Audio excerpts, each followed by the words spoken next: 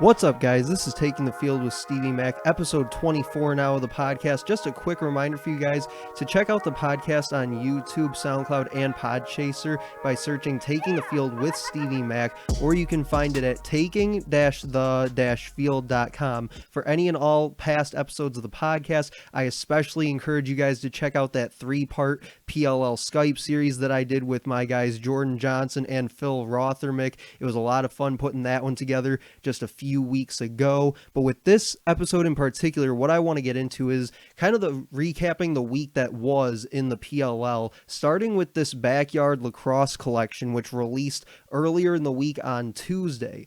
And it was really an interesting idea, I think, and it was very unique and creative in how they did it and how they teased it. And I think the collection itself is very interesting and creative and cool. But one of the things that you saw all over social media in the lacrosse world was the hope, I guess you could say, of a potential video game tease that would be released as part of this backyard lacrosse collection, going into that backyard sports category with the past games like baseball and football most notably. And we didn't end up getting that. So my question is, where's the game?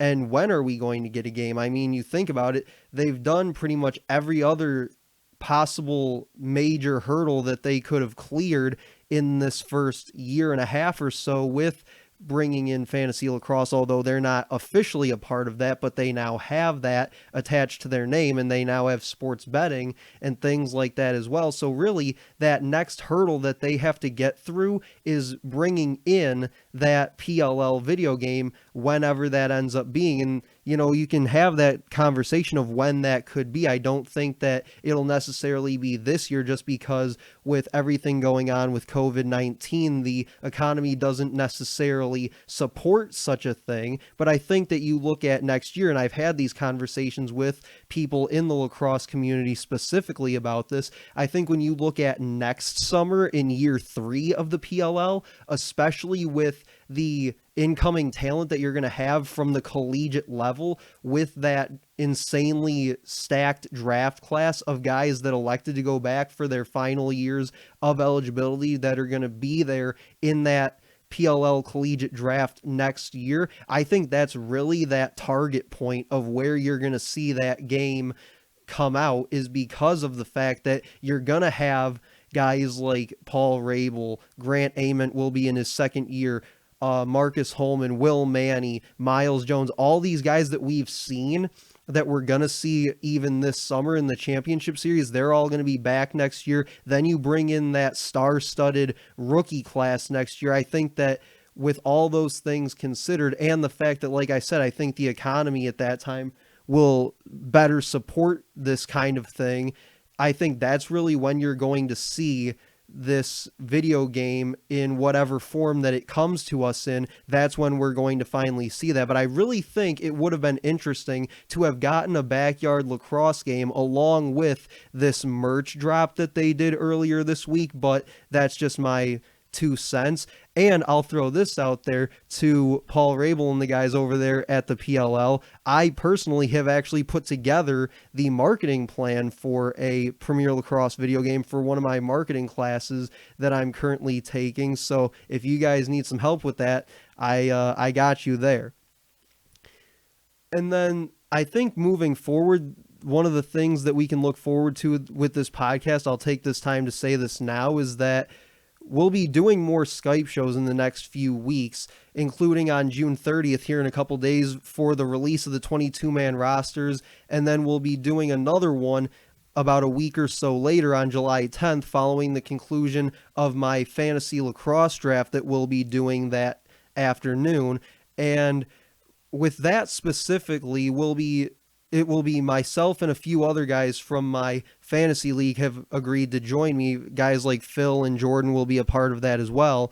And really what I want to do with that is kind of talk about our draft and talk about fantasy lacrosse in general and our experiences that we've had with that so far. Maybe go over the point systems and things like that along with it, but also kind of re-examine the championship series now that we'll have other guys chiming in on that as well. So kind of getting their thoughts on the championship series as a whole as well. And one thing that I will say that I am looking into potentially doing with that post-draft Skype show is kind of allowing some of the guys that will be taking part in that to sort of open the floor to some trade discussions as well with their teams and kind of talking amongst themselves with that. But other things that we might talk about are sports betting and different things like that that have gone on this off season and kind of looking ahead to this championship series. So just wanted to update you guys on that really quick.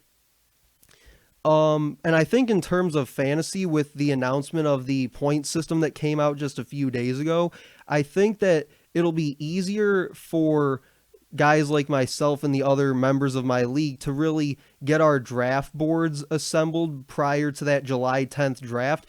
Once June 30th rolls around and we get the announcement of those 22-man rosters, so we kind of can see the player pool that we'll be working with. But seeing as how we have a full 12-man participating league, around 96 or so players, I did the math a few weeks ago, about 96 of the 152, I believe it is, players will be selected in our league. So obviously being able to identify talent within the draft is going to be very high priority for not just myself, but the other 11 members of my league as well. And then one other thing that happened this week was that the first futures bet for the PLL was released by William Hill, and it was the championship odds for each of the 7 clubs. Now the Whips, being that they're the defending champions, had the best odds at 3-1. Then come the Chaos at 4-1. The Archers and Redwoods were tied at 9-2. Then the Atlas is at 11-2. And for some reason, aside from the fact that I'm an Atlas fan myself, I don't know why, but I really like that Atlas line. And then the Chrome were at 8-1, and the Water Dogs rounded out at 9-1. And I gotta believe that they're down there at the number 7 odds because of the fact that they're the new guys in town. We're not really sure of what to expect from them during this championship series. But still, I think that it's really intriguing to kind of look through some of these odds. And like I said, they're the first ones that we have in PLL history. So that in itself is very exciting. And we'll talk more about sports betting and fantasy lacrosse once we get around to the championship series in late July here on the podcast. But as I mentioned, the Whips are obviously going to have the best odds as they're the defending champs. I really think it's interesting that the Archers and Redwoods have very similar odds, but I think it's really fitting because they're pretty evenly matched in terms of their rosters, at least on paper. We'll see how it plays out during the championship series and possibly even in the postseason.